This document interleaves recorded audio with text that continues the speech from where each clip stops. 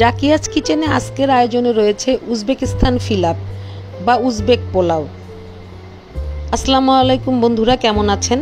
আশা করি ভালো আছেন। আজকে আমি আপনাদের সামনে একটি ভিনদেশি রেসিপি দেখাবো, উজবেকিস্তানি পোলাও। আশা করি আপনাদের ভালো লাগবে। আমরা তো সব সময় পোলাও রান্না করে থাকি, কিন্তু একটি ভিনদেশি রান্না নিশ্চয়ই আমাদের কাছে ভালো লাগবে। চলুন দেখা যাক এটি তৈরি করতে এখন আমাদের কি কি উপকরণ লাগছে। এখানে খুব অল্প উপকরণ ব্যবহার হয় এবং এটা দিয়ে অত্যন্ত সুস্বাদু হয় এই খাবারটা।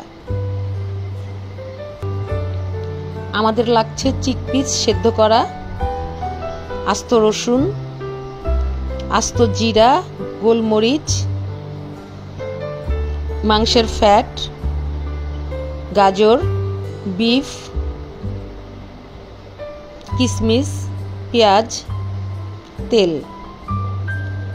লাগছে বাসমতি পোলাওয়ের চাল। এখানে বাসমতি পোলাওয়ের চালটাই ব্যবহার করতে হবে, কারণ এর অথেন্টিক রেসিপিতে বাসমতি পোলাওয়ের চালটাই আছে। আমি নিয়ে নিচ্ছি 500 গ্রাম পোলাওয়ের চাল। এটাকে আমি খুব সুন্দর করে ওয়াশ করব। ওয়াশ করে 1 ঘন্টার জন্য ভিজিয়ে রাখবো।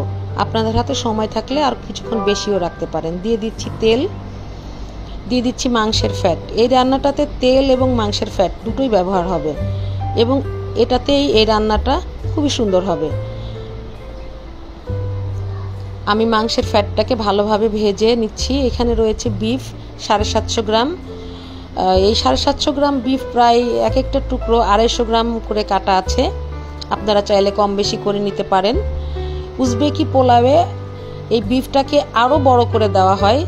পরিমাণে যত বেশি হয় এই বিফের টুকরাও তত বেশি হয়। এখানে আমি দিয়ে দিলাম আস্ত জিরা ও গোলমরিচ এবং এটাকে আমি দিয়ে 5 থেকে 7 মিনিট ভেজে নেব। দিয়ে দিলাম লবণ। এটাকে সুন্দর করে উল্টে পাল্টে প্রায় 5-7 মিনিট ভেজে নিতে হবে।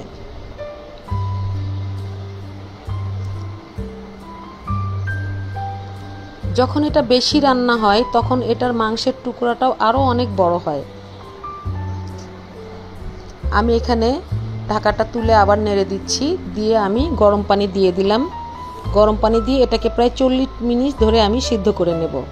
মাংসটা একদম সফট হওয়া পর্যন্ত এটাকে সিদ্ধ করতে হবে। এবার আমি দিয়ে দিচ্ছি পেঁয়াজ। পেঁয়াজ দিয়ে এটাকে আমি নাড়াচাড়া করে নেব।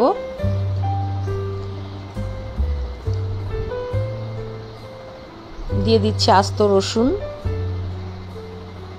দিয়ে দিচ্ছি গাজর। গাজর চাইলে আপনারা আরও বেশি পরিমাণ ব্যবহার করতে পারেন। উজবেকি পোলাওটাতে গাজরটা বেশি পরিমাণে ব্যবহার করা হয়। দিয়ে দিলাম কিশমিশ,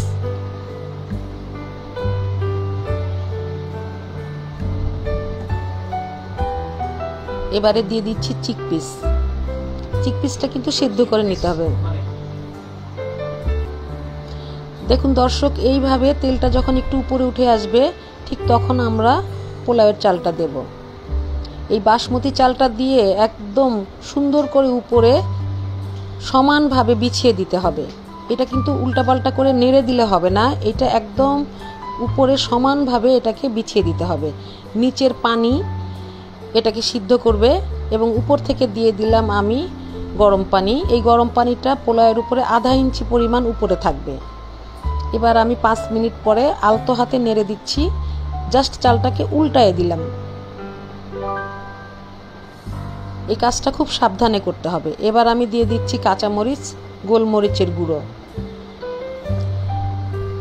চালের উপরে পানিটা ঠিক আধা ইঞ্চি উপর পরিমাণে দেবেন, তাহলে চালটা একদম ঠিকঠাক সিদ্ধ হবে। এবার আমি এটাকে আর একটু আলতো হাতে নেড়ে চেড়ে দিচ্ছি। একটু উল্টে দিলাম। উল্টে দিয়ে 5 মিনিটের জন্য আবার ঢাকনা দিয়ে দিলাম।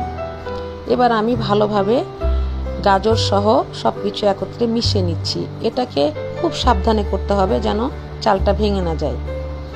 এবার আমি আবার এটাকে ঢাকা দিয়ে রেখে দেব। মোট এটাকে 25 মিনিট রান্না করতে হবে। দেখুন দর্শক, প্রায় হয়ে এসছে। এবার আমি মাংসগুলোকে উপরের দিকে দিয়ে দিচ্ছি এবং চালগুলোকে উপরের দিকে দিয়ে দিচ্ছি। এটা এমনভাবে করতে হবে যে পুরো চাল মাংস সব কিছু উপরের দিকে দিতে হবে এবং চুলার জালটা একদমই আস্তে করে দিতে হবে যেন তেলগুলো আস্তে আস্তে নিচে নেমে আসে। এবার আমি মাংসটাকে তুলে নিচ্ছি। এবং চালটাকে একদমই উপরে তুলে দিচ্ছি যাতে নিচে তেলগুলি সব জমা হয়। দেখুন দর্শক, হাত দিয়ে চাপ দেওয়ার সঙ্গে সঙ্গে মাংসটা ভেঙে গেল। এবার আমি এটাকে টুকরো টুকরো করে নিচ্ছি। উজবেকি পোলাও এভাবেই পরিবেশন করা হয়। বড় মাংস রেখে সেটাকে ছোট করে টুকরো করে তারপরে এটাকে পরিবেশনের জন্য দেওয়া হয়। দেখুন এত যে তেল ব্যবহার করেছি অথচ কিন্তু পোলাওয়ের গায়ে একদমই তেল নেই। যেহেতু এটাকে আমি উপরে উঠিয়ে দিছি এই জন্য চালগুলো একদমই ঝরঝরে। দেখুন একটার গায়ের সঙ্গে একটা কিন্তু একদমই লাগেনি এবং একটা চালও ভেঙে যায়নি। ঠিক এভাবেই আপনাদেরকে পারফেক্টভাবে রান্না করতে হবে। এবার আমি উপর থেকে রসুনগুলো দিয়ে দিচ্ছি। দেখুন দর্শক কতটা সুন্দর লাগছে দেখতে। এবার আমি টুকরো করা মাংসগুলো উপরে দিয়ে দিলাম। আপনারা যদি পানিটা ঠিকমতো মেজারমেন্ট করতে পারেন তাহলে এই পোলাওটা এরকমই ঝরঝরে হবে, দেখতে খুবই সুন্দর লাগবে। আশা করি পরিবারের সঙ্গে এই বিদেশি রেসিপি আপনারা ট্রাই করে দেখবেন। এই ভিনদেশি পোলাও যদি অতিথিদেরকে রান্না করে খাওয়ান, দেখবেন ওনারা আপনার কাছ থেকে এই রেসিপির নাম জানতে চাইবে। দেশীয় রেসিপি তো আমরা খেয়েই থাকি, মাঝে মাঝে ভিনদেশি রেসিপি ট্রাই করলে কিন্তু মন্দ হয় না। তো দর্শক, অনেক কথা হলো, গল্প হলো। আশা করি এই রেসিপিটি আপনারা বাসায় ট্রাই করবেন এবং পরিবারের সঙ্গে এনজয় করবেন। আজকের মতো বিদায় নিচ্ছি। আল্লাহ হাফেজ।